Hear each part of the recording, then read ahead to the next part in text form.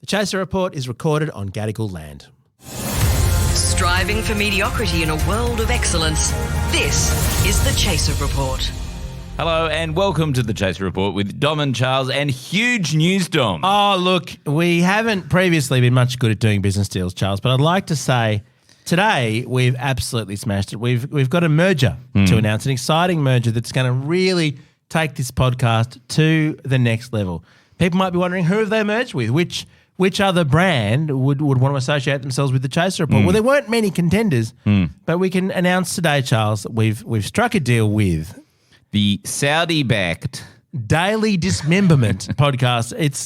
It really does take the news apart. It's so incisive. They're real soulmates. Yes, and look, I know that some people would say that they do tend to murder their guests, especially when they're journalists. Yes, by dismemberment, which is what I think gave the podcast its name, now that I think more about it. Yeah. Look, that's an unfortunate thing that might have happened in the past. But we have been given $200 million US to merge with them, which I think outweighs the sort of moral conundrum here. Look, we may have said some things in the past about Dismemberment Daily, Charles. Oh, yeah. Look, we did invoke 9/11 that time, I remember. We mentioned that Saudi's systemic finance of terrorism and human rights violations. Yeah, well, we've got a clip of it here, I think. I'll tell you what, the worst podcast in the world is... What is it, Charles? The Daily Dismemberment podcast. Oh, from the Saudis. It's disgusting. They murder people. With bone saws. They hack their bodies apart. Yes, live on air.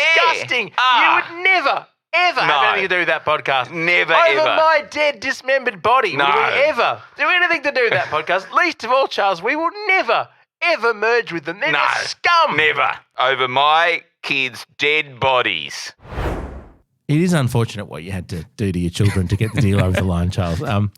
But I'm sure they understood in their dying moments. Look, PTSD and trauma is nowadays very treatable. It is very treatable. So, I'm hoping that some of that $2 million will help me get through. The other thing is they had such a bright vision for the future of the podcast.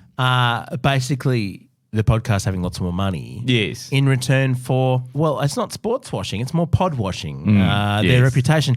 Using our reputation for integrity and for really not doing things to chase money, but to make them look good. But it won't change our podcast. No, it won't. It won't change our ethics and our integrity.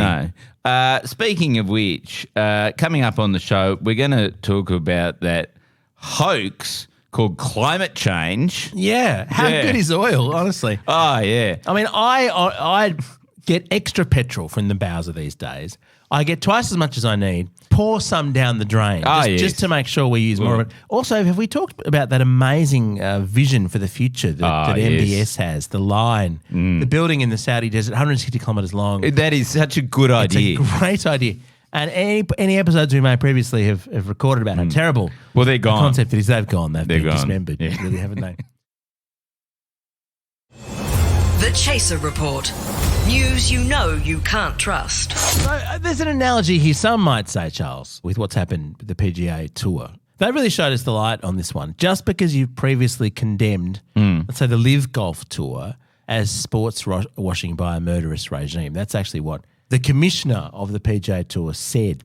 Last year, he invoked 9/11. He actually got the 9/11 families involved, PGA Commissioner Jay Monahan. He rolled them out, try and just say, look, the PGA Tour is all American. It's a good thing. It's got integrity. Unlike the Live Tour, which is a bunch of murderers and terrorists. Yes. He's now merged the PGA Tour with the Live Golf Tour. Well, the Saudis have essentially bought the PGA, haven't they? They've pretty much. I mean, Charles, if you want to describe just putting a lot of money into something and essentially taking it over as buying, I suppose that's what's happened. But I like to think of it more as a meeting of minds. A merger of equals. Yeah, they had a similar view of the PGA Tour getting lots of money from Saudi Arabia. They had a similar view that paying hundreds of millions of dollars to their golfers was a good idea. Yeah, and was worth forgetting all the things that Saudi Arabia may have done in the past. But do you think there's an argument to say engagement with murderous regimes is a good way forward? That they actually, by sort of being in the same room, chatting with the Saudis, they can say, hey,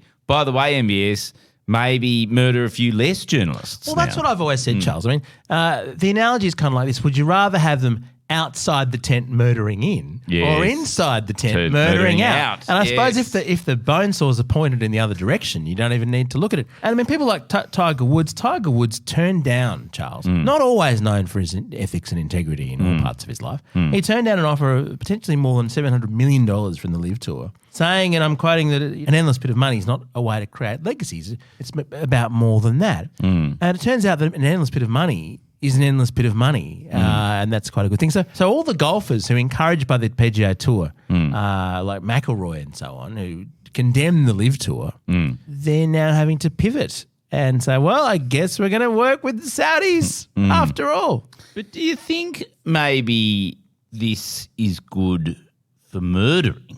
Like, how could it not be? Yeah, like maybe we're looking at it from a very Western-centric perspective. Yes, let's check our privilege here, Charles. Yes, maybe if we sort of embodied the less privileged Saudi princes, Right, okay, I see where you're going. and just saw things from their perspective.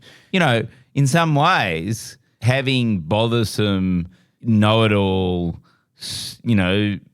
people who prying into your private business all the time in the form of journalists, is not something that, should be encouraged by society. I just think there's such a chance for synergies between the PGA Tour and the Saudis. I think when they execute people with a sword in the public square, as they do regularly, why not use a sharpened golf club instead of a sword? Sort of cut shot. Yeah, cut shot. Yeah. Why not, the next time they do dismember a journalist, why not put the pieces in a golf bag and just carry them around? And you could just weight that golf bag and put it in the bottom of the ocean and no one would be the wiser. And instead of getting presumably fairly highly paid Secret Service people to carry those bags, you just get caddies. Get caddies. Yeah. And a golf cart. Yeah. They can actually have a lovely little golf cart that they use for body disposal going forward. And there's plenty of lakes to put the bodies into. Well, if you're building a golf course, it's a perfect – you're digging up all that soil anyway. Why not just have a mass graveyard for all the opponents of the regime? And then all the golf players can just play over the body, Yeah. You could have a bunker, couldn't you, with the corpses in it? It'd be very hard to get the ball out of there. Much harder than a sand trap. So, but I suppose we are now the official podcast with Dismemberment Daily. So do they have many golf courses in that area? Wouldn't they all be just sand traps? A sand trap, that's the whole country's a sand trap. Charles, we've got to be very clear, we're not journalists. You and I, we've never been journalists. No. We don't report facts. We certainly don't care about human rights. And none of my family members have ever been journalists either. No, me neither. There's been no journalism. There's been certainly no finding of fact and no criticism. There's one thing, looking back on the Chaser's record of all these years, Charles, we've never criticised an incumbent government. We've just had respect to the dignity of the office, just as we do for all Saudi princes. There are a lot of them, I think. They're all very good at what they do, and they've got the right to be. You certainly wouldn't want to overthrow any Saudi governments and install a democracy. That'd be a terrible idea. Yes, it would be a terrible idea.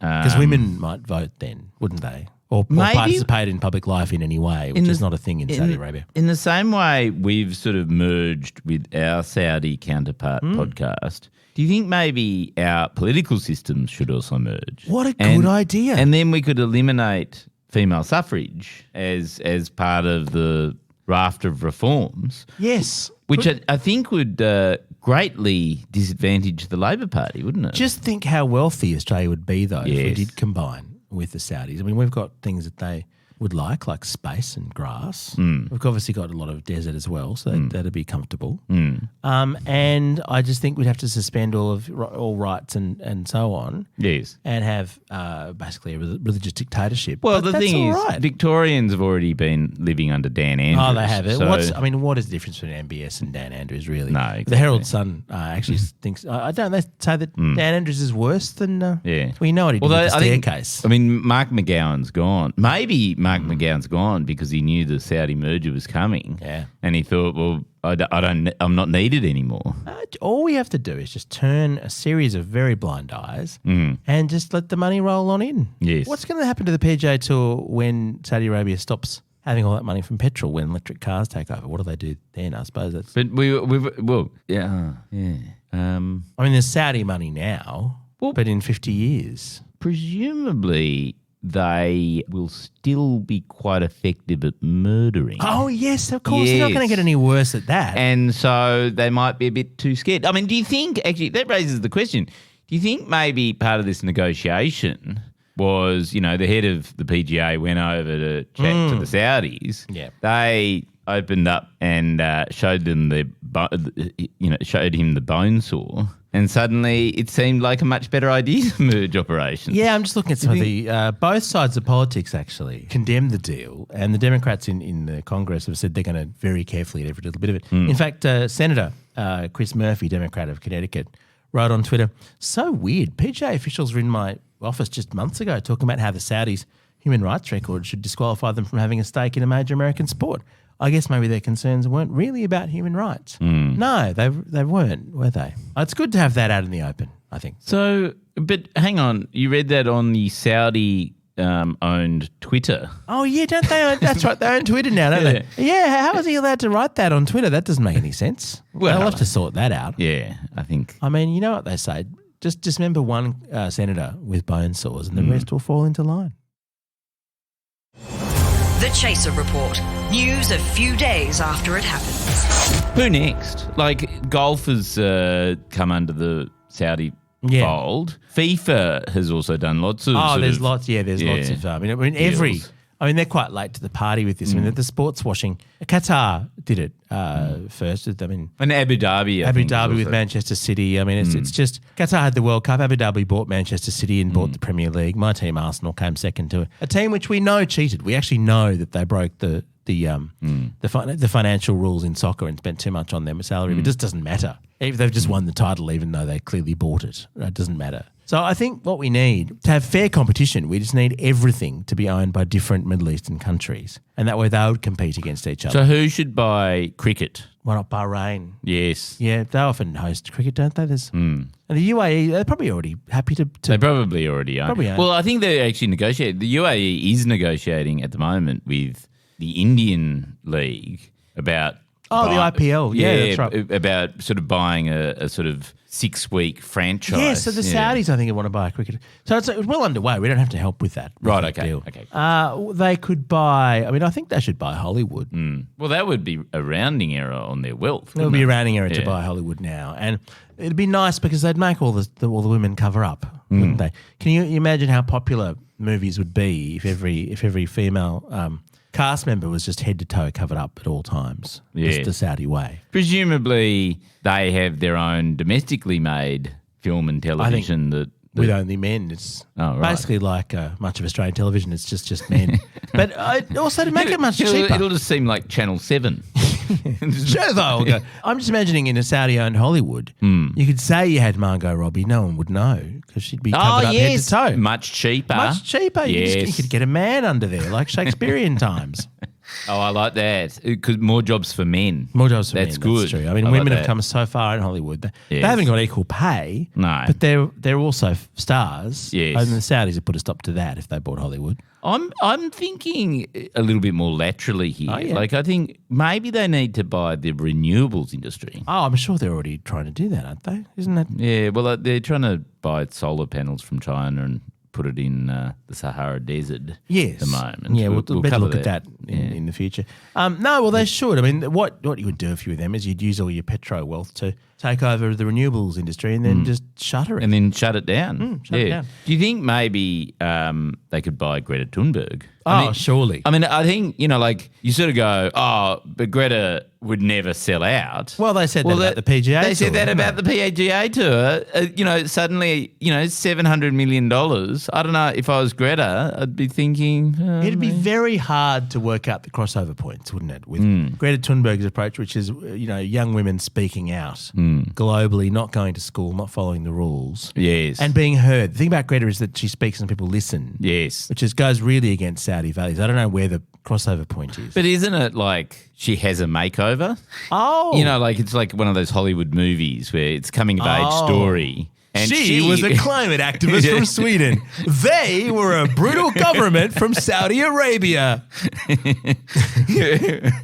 It'd be Greta goes Perda. Oh no, Greta gets better, isn't it? Like, Oh my god! What a pity we can't make film comedy sketches anymore. That would be enormously fun. No, look, I mean everyone has a price, don't they? Even incredibly self-righteous yet correct Swedish teenagers. yeah, I think that's right. What's your price, Dom? Surprisingly low.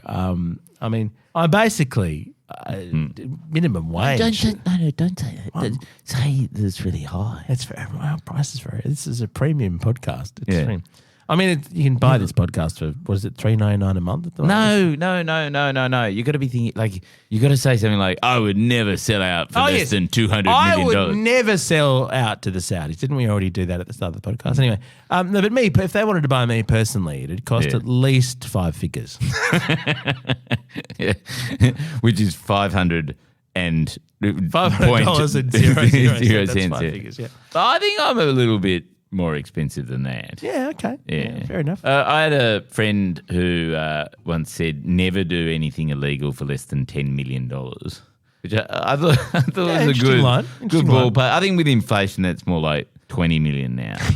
Well, you made that TV series that people might want to check out. Mr. Firth goes to Washington. I mean, Mr. Firth goes to Saudi Arabia and likes what he sees. I can see the scene. I like that. Mr. Firth goes on the Hajj. I think would be very good. Yes, that would be very cross-cultural. Makes a pilgrimage. Yes. Learns about a better way. And I think it would be very culturally sensitive It for would me be to go to. extremely culturally sensitive. And I mean, I would personally very much enjoy the inevitable conclusion of your trip to Saudi Arabia being your violent dismemberment. I think that would be quality television entertainment that I think I'm on board for. Yeah. Probably win a Logie. So look, we welcome our new Saudi partners / financiers / jailers. It's wonderful to have them on board. We didn't really get a choice, but welcome. Our gear is from Stanley Hacksaws. Stanley Hacksaws, yeah. Yeah. When dismember, if you need a bone saw, make it a Stanley bone saw. And we are part of the Saudi State Podcasting Network. Catch you next time. If they let us.